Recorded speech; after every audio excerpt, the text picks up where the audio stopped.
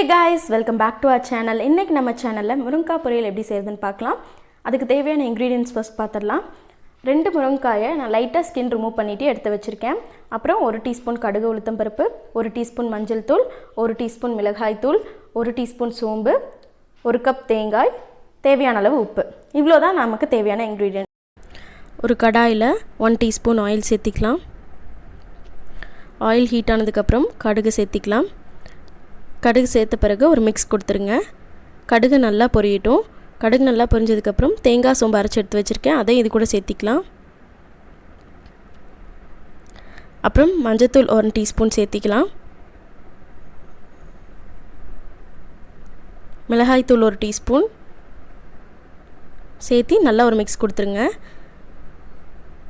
நல்லா மிக்ஸ் பண்ணதுக்கு அப்புறம் முருங்காய் எடுத்து சேர்த்திக்கலாம். முருங்காய் சேர்த்தின பிறகு கொஞ்சமாக தண்ணி சேர்த்திக்கலாம். தேவையான அளவு தண்ணி சேர்த்தி நல்லா மூடி வச்சுருங்க. மூடி வச்சு நல்லா ப்ரௌன் ஆகிற வரைக்கும் அதை விட்டுருங்க. கொஞ்சமாக உப்பு சேர்த்திக்கலாம்.